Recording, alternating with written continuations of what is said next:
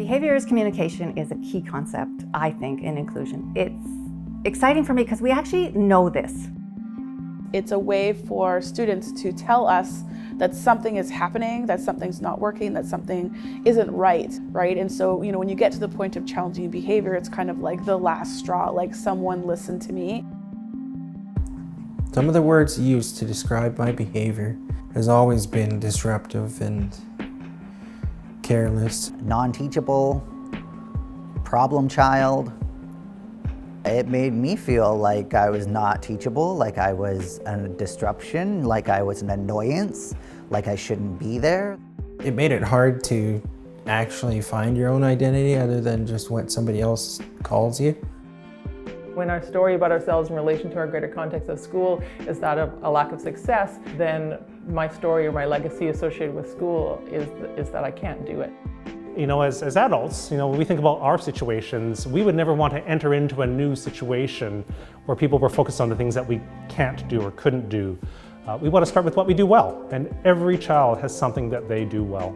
If we want to think about challenging behavior, we need to think beyond the actions that we observe, because the reality is that behaviors are symptomatic of something else. Instead of thinking this child's giving me a hard time, we think this child's having a hard time. How can I support them?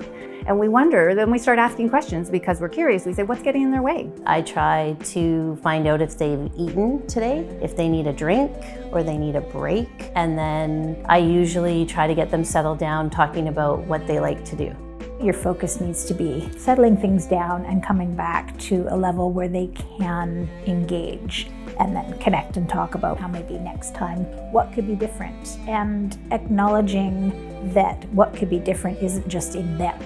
We look at, what's the context, what's the community, what's the classroom, the peers, the teacher, the instruction, the time of day. How do we adjust the soil so that the flowers can bloom or the student can be successful?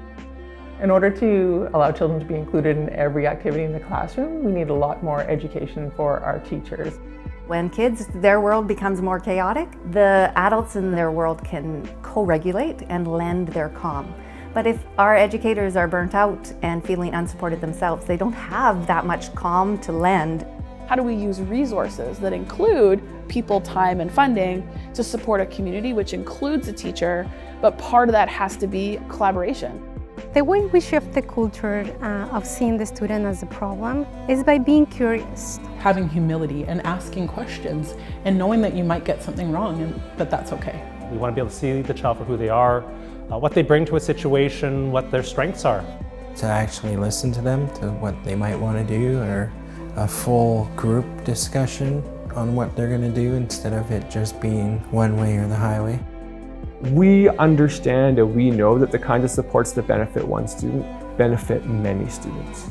If you can get other kids to help that child and that child to help other kids, that's what makes it inclusive. How we engage with kids, the language that we use, how we empower them to have control over their own behavior and learning and identity development is central to all that we do.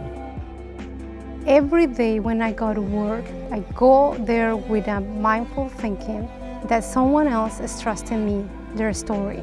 So at the end of the day, I ask myself if I listen to the story with care and respect, or if I could change something.